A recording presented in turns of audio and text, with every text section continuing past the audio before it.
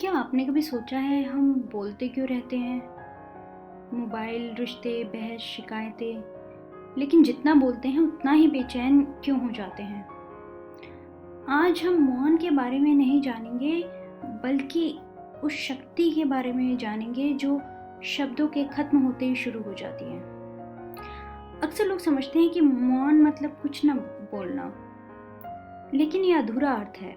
अगर आप बाहर से चुप हैं लेकिन अंदर विचारों की भीड़ लगी हुई है, तो वह मौन नहीं, दबी हुई अशांति है। मौन का अर्थ है जब बाहर तो शोर हो या ना हो, परंतु अंदर शांति हो। सच्चा मौन गला बंद करना नहीं, अपितु मन को विश्राम देना है।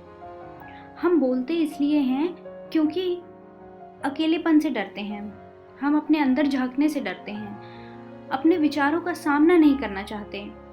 लेकिन जब हम चुप होते हैं तो पहली बार हम खुद को सुनते हैं, और यही सबसे मुश्किल है। इसलिए दुनिया शोर पसंद करती है, टीवी, रील्स, बातें, बहसें, पार्टियां और न जाने क्या क्या, ताकि मौन ना आ जाए, क्योंकि मौन में सच सामने आ जाता है। उपनिषद कहते हैं, यतो वाचो निवर्तन्ते, जहां से शब्द लौट आते हैं वहीं से सत्य शुरू होता है। बुद्ध ने कई प्रश्नों का उत्तर मौन से दिया। महावीर वर्षों तक मौन रहे। क्यों? क्योंकि शब्द समझा तो सकते हैं, लेकिन अनुभव नहीं दे सकते। गुरु का मौन अक्सर हजारों उपदेशों से बड़ा होता है। और जीवन में हम मौन का उपयोग कैसे कर सकते हैं? पहले हम जानते हैं, मौन कोई जंगल की चीज नहीं, यह जीवन जीने की कला है। इसलिए ये जीवन में बहुत ही उपयोगी सिद्ध हो सकता है। कैसे? क्रोध आए तो मौन रखें, बहस हो तो मौन रहें, दुख हो तो भी मौन में बैठें। आप देखेंगे क्रोध खुद ब खुद पिघल जाएगा, बहस व्यर्थ लगने लगेगी, दुख अपना अर्थ बदल देगा। मौन हमें प्रतिक्रिया से मुक्ति देता है। जो मौन समझ गया वह हर परिस्थिति में शांत रहना सीख गया।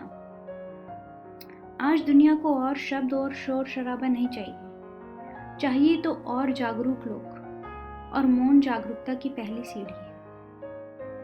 मौन आपको कमजोर नहीं बनाता, बल्कि भीतर से स्थिर बनाता है। हमेशा याद रखिए, शब्द दूसरों तक पहुंचते हैं, परंतु मौन स्वयं तक। आज से रोज सिर्फ 5 मिनट, कोई मंत्र नहीं, कोई संगीत नहीं, बस मौन।